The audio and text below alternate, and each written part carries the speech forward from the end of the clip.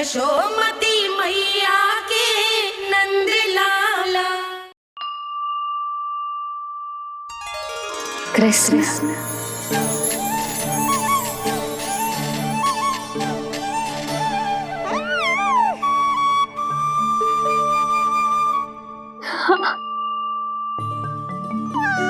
और जो मानवता के शत्रु हैं, उनके जीवन में ये नाम अशांति, असुरक्षा, भय उत्पन्न करेगा। पर सात्विक प्रवृत्ति के व्यक्तियों के लिए ये नाम शांति, संतोष और सुख का सूचक होगा।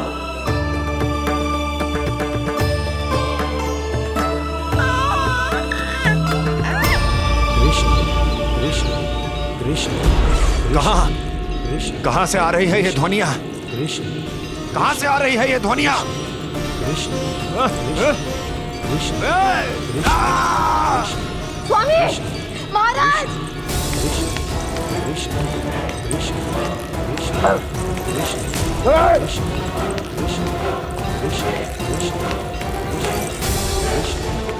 कैसी ध्वनि महाराज?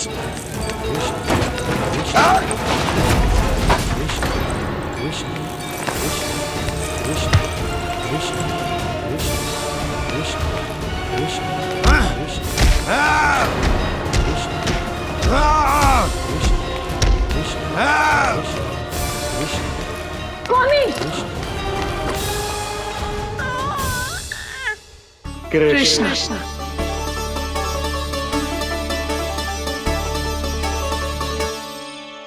कृष्ण जे नाम अनंत काल तक स्मरण किया जाता रहेगा, जे ही तेरी मैया का आशीर्वाद। संसार मुझे कृष्ण बुलाए या नीलमणि कहकर पुकारे, मैं रहूंगा तो बस यशोमती मैया का नंद लाला। यशोमती मैया के नंद लाला। यशोमती मैया के नंद लाला।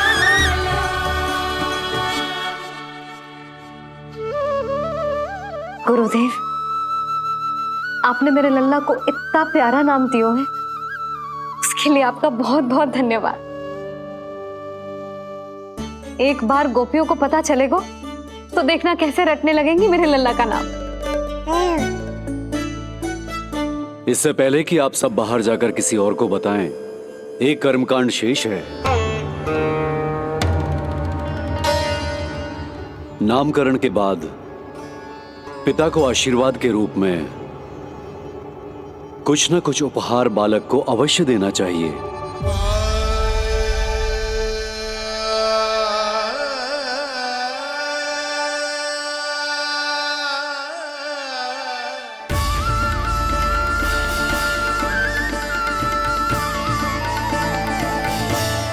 मैं क्या दूं?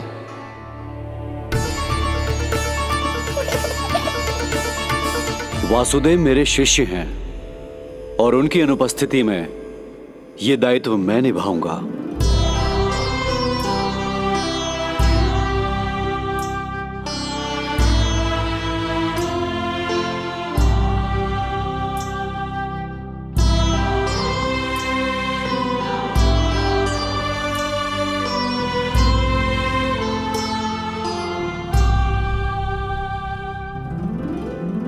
इसे अपने पिता की ओर से स्वीकार करो पुत्र।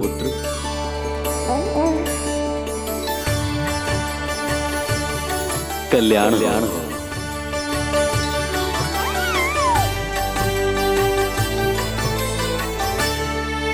क्या दूं मैं इसे?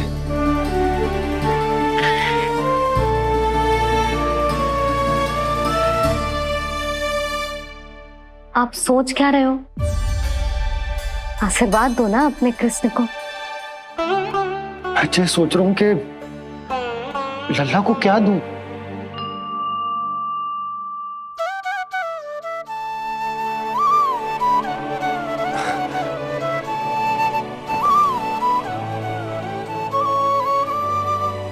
लल्ला, तू स्वयं ही बता दे, तुझे क्या चाहिए?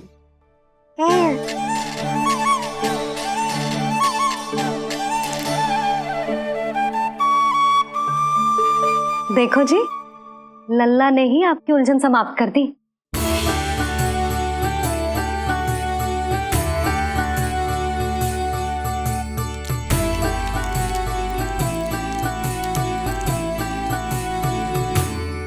मेरा आशीर्वाद कि तेरा ये नाम कृष्ण तेरी प्रजा के लिए बहुत हितकारी हो।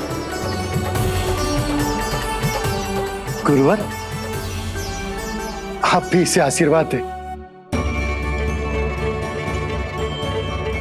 जिनके आशीर्वाद से ये पूरा संसार संचालित होता है, उन्हें मैं क्या आशीर्वाद दूं?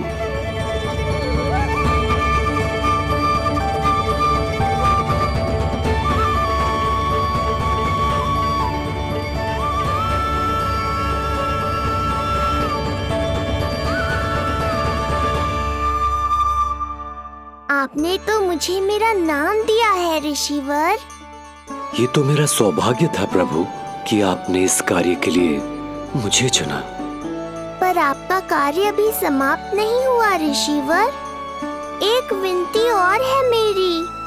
आज्ञा दीजिए प्रभु, क्या करना होगा मुझे? बाबा को मेरी वास्तविक पहचान बतानी होगी आपको, और इन्हें इस बात के लिए मनाना होगा कि ये मैया को कभी भी मेरा सत्य पता ना चलने दे। पर प्रभु, मैं ये कैसे कर पाऊंगा? आप ही कर पाएंगे ऋषिवर, क्योंकि अब आप इस कृष्ण अवतार के मुख्य उद्देश्य को जानते हैं। बंद करो, बंद करो ये ध्वनिया। कौन सी ध्वनिया? ये ध्वनिया बंद करो, बंद करो। क्या सुनाई दे रहा है आप? ये शब्द जो मेरे कानों में गूंज रहा है। भरत समझिए। रुक जाइए। मुझे मारा।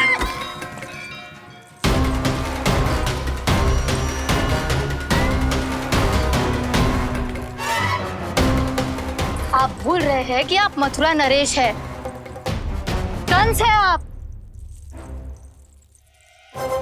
और किसी भी व्यक्ति, वस्तु या घटना से महाराज कंस इतने व्यथित नहीं हो सकते कि वो सुध-बुध खो बैठे। स्वयं को संभालिए महाराज। बंद हो गई, बंद हो गई, बंद हो गया वो स्वर, बंद हो गई वो ध्वनिया। रापी, यूं मत सोचना कि मैं तुम्हें सुन नहीं रहा था। तुम सत्य कह रही हो। मैं कंस हूं। किसी भी व्यक्ति, वस्तु या घटना से व्यथित नहीं हो सकता। दुर्जन! जी महाराज। इस सिंहासन को पुनः स्थापित करो। यदि कोई भी योग्य इसे स्वयं सिद्ध करने नहीं आता तो मुझे पता है मुझे क्या करना है, कैसे उस दुष्ट बालक का संहार करना है। मैं भली भांति जानता हूं। ये दायित्व आपको ही निभाना होगा ऋषिवर। इससे दो लाभ होंगे। एक तो मेरे बाबा कंस के कारण होने वाली चिंता से मुक्त हो जाएंगे, और आवश्यकता पड़ने पर मेरी पहचान को मैया से सुरक्षित रखने में सहायता भी करेंगे।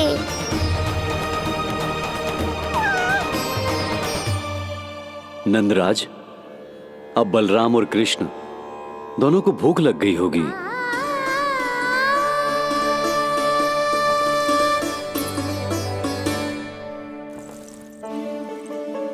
प्रणाम गुरुदेव। प्रणाम गुरुदेव।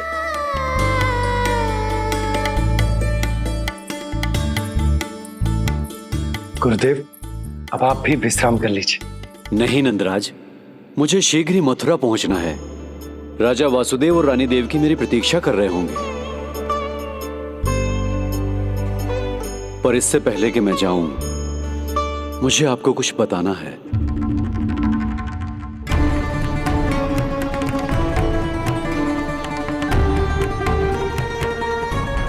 गुरुदेव, आपके ललाट पर बल पड़ गए। सब कुछ ठीक तो है ना? कहीं आप मुझे कंस के बारे में तो ना बताना चाहते? गुरुदेव, मैं जानता हूं कि कंस नवजात शिशुओं की हत्या करवा रहा है।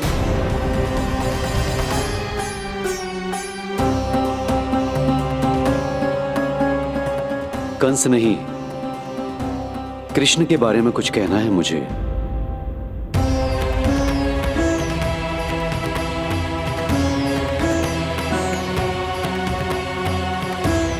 बताइए गुरुवर।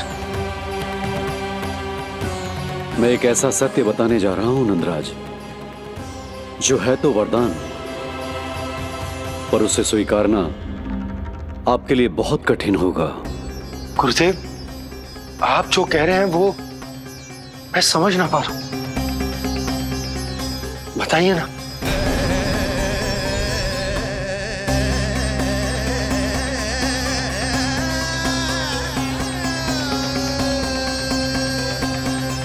बताइए ना गुरुवर।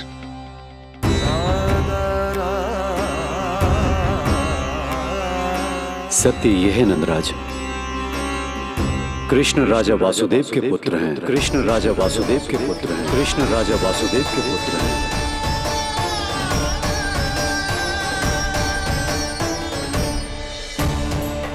और वो कोई साधारण बालक नहीं है,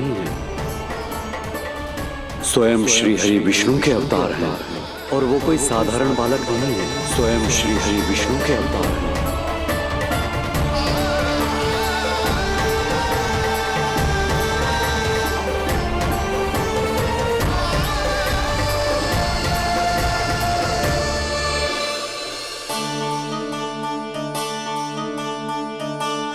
कछु विचित्र लग रहा है। कौन हो तुम? मैं हूं श्री विष्णु का अवतार। शिव, ये कैसे संभव है गुरुदेव? वो तो नन्हा सा बालक।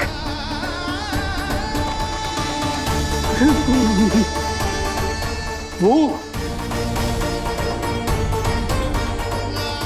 श्री नारायण का अवतार कैसे हो सकता है? और गुरुदेव, आप ये सोच भी कैसे सकते हैं कि वो मेरा लल्ला वसुदेव भैया का पुत्र है? यही सत्य है नंदराज, पिछले जन्म में मिले वरदान का फल है ये।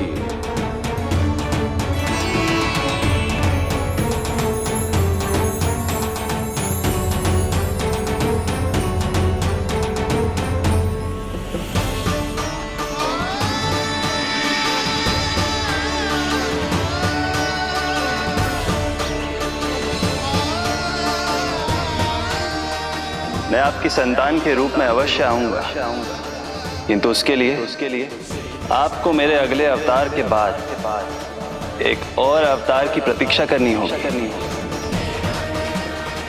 क्योंकि अगले जन्म के लिए मैं पहले ही ये वरदान माता देवकी को दे चुका हूं। इस समय मैं विवश हूं, किंतु मैं आपको वचन देता हूं, आपकी संतान बनकर अवश्य आऊंगा। प्रभु, श्री हरि को अपने सामने देखकर मेरी व्याकुलता का बांध टूट गया है। 2 जन्म बहुत बड़ा समय होता है स्वामी। अपने पुत्र के रूप में हरि को गोद में खिलाने के लिए अब मैं और 2 जन्मों तक प्रतीक्षा नहीं कर सकती। धरा!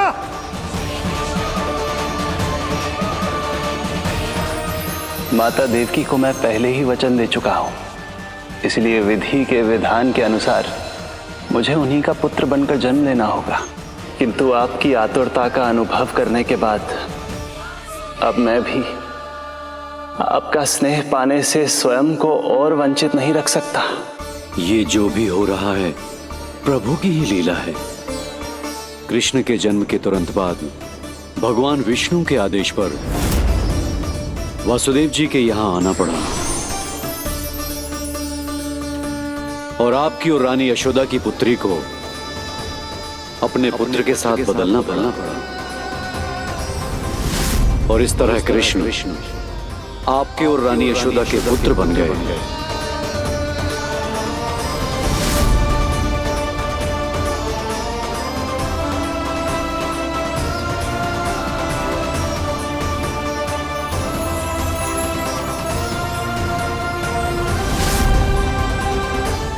आपने सही कही थी गुरुदेव,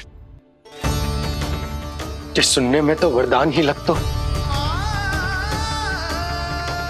पर इसे स्वीकार करना उतना ही कठिन। जब यशोदा को इस बात का पता चलेगा तो उसे कैसा लगेगा? अपने नाम का अर्थ अच्छे से सुनो है ना तूने?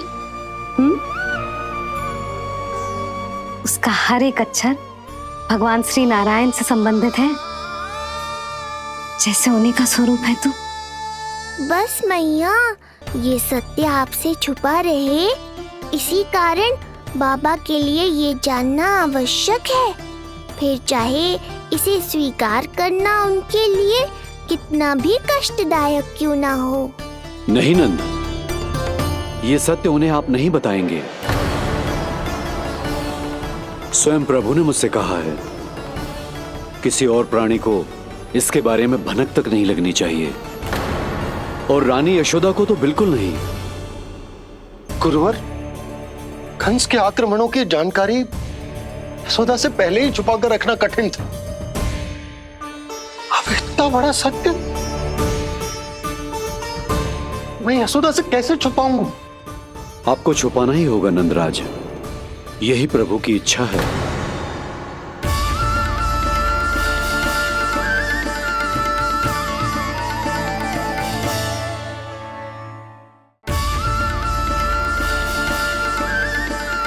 पर क्यों गुरुवर? ताकि नारायण अपनी मैया की ममता का अनुभव कर पाए। यही तो उनके अवतार का मुख्य उद्देश्य है।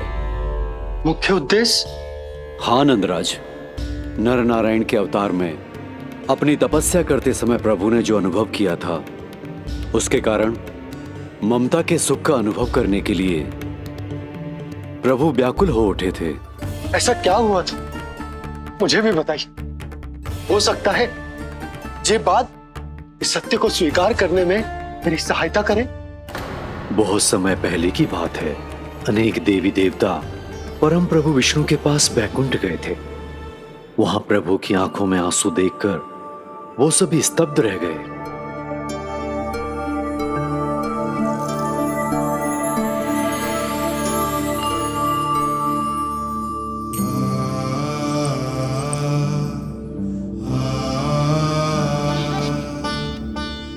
प्रभु, आपकी आंखों में आंसू?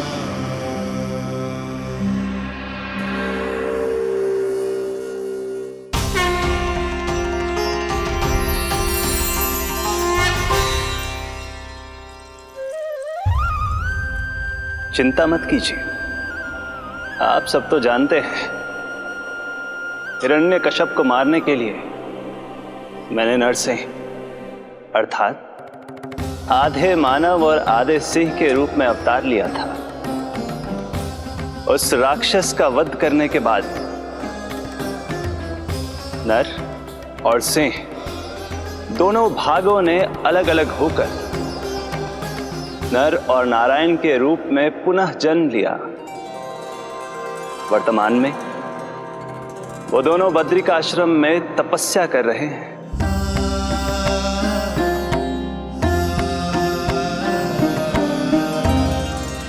आज उन दोनों ने कुछ ऐसा देखा जिसने मुझे भी भावुक कर दिया।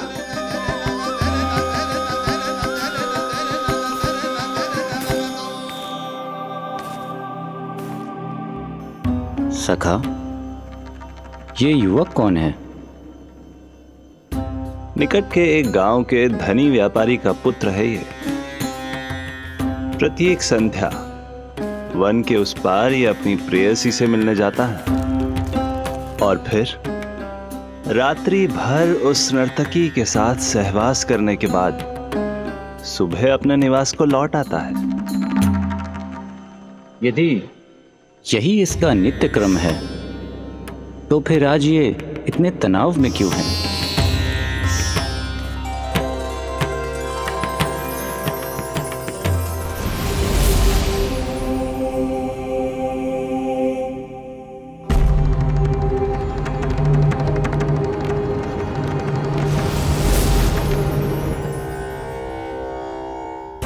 कल रात्रि प्रेम क्रिया के मध्य उस नर्तकी ने इससे पूछा, ये सबसे अधिक प्रेम किससे करता है? जब इसने कहा तुमसे, तो वो बोली, तुम्हें अपने प्रेम को सिद्ध करना होगा। अपनी मां के हृदय को उसके तन से अलग कर मुझे सौंपना होगा। मां का हृदय?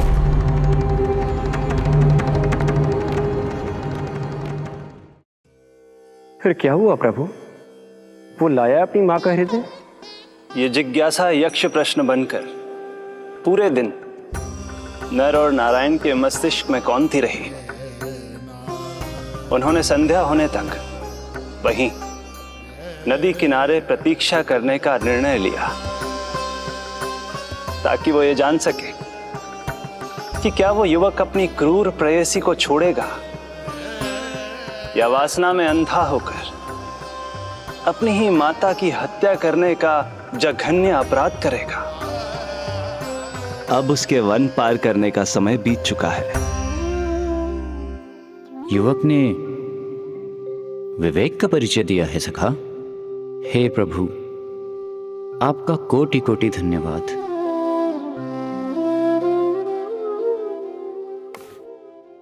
सखा,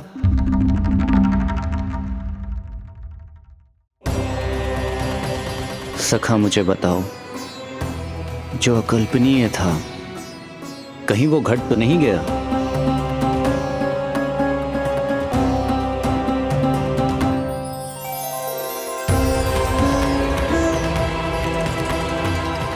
जब इस युवक की मां को इसकी प्रेयसी की क्रूर मांग के बारे में पता चला, तो जो उसने किया वो इस समस्त संसार में केवल एक मां ही कर सकती है। बस इतनी सी बात?